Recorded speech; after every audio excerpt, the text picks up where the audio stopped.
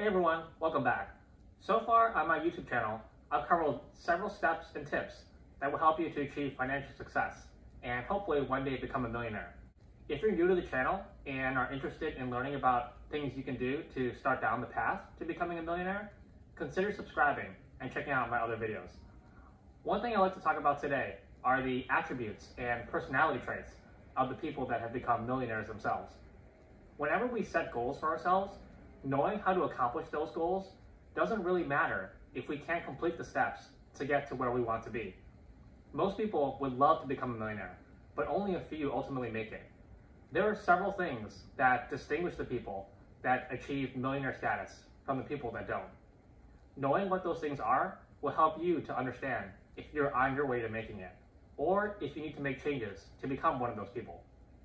The first attribute is extreme persistence.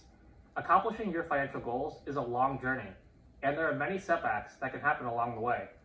Maybe you invest in a company that doesn't grow as fast as you thought it would, and the shares you bought are now worth a lot less than what you paid.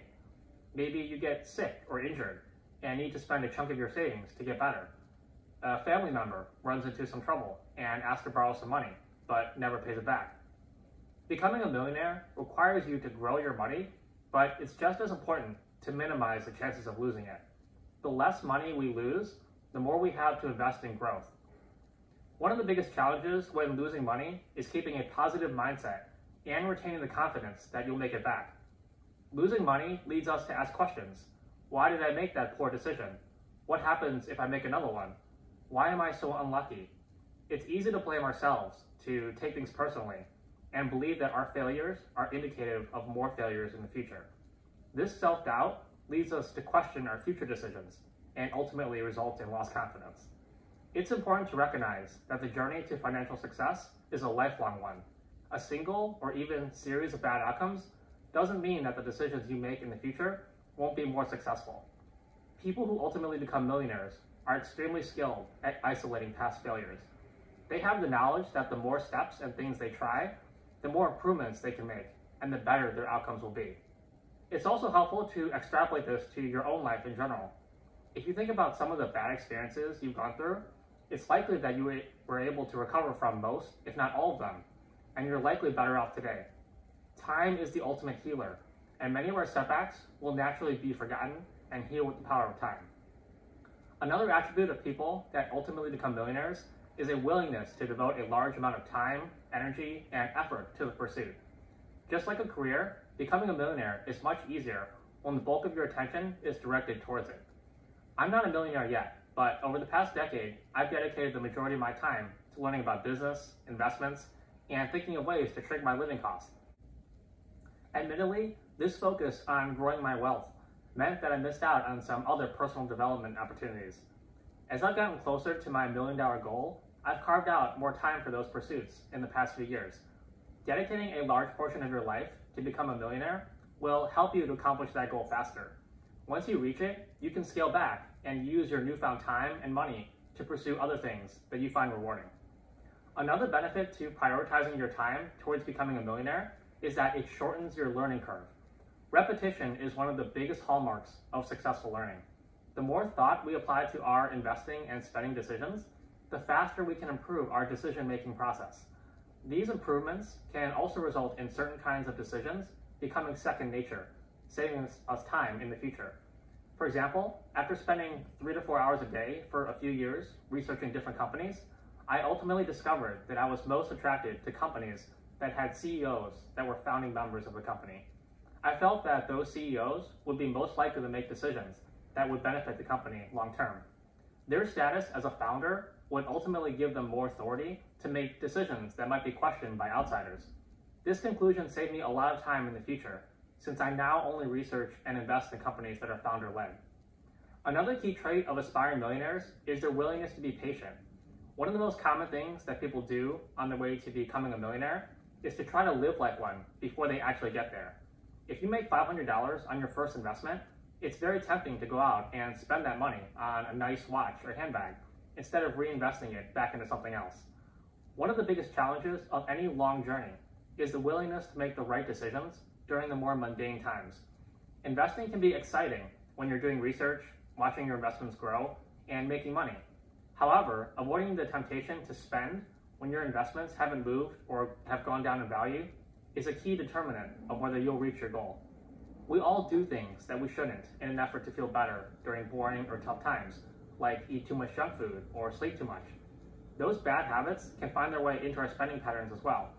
$1 million is a lot of money, and the only way you'll get there is if you have the patience to let your returns compound over time. Millionaires understand that there is value in working for long periods of time without meaningful rewards or recognition. That process only means that reaching their goals will be all the more satisfying. I've recently seen the benefits of delayed gratification myself. Throughout most of my 20s, I avoided eating out at restaurants in an effort to save money.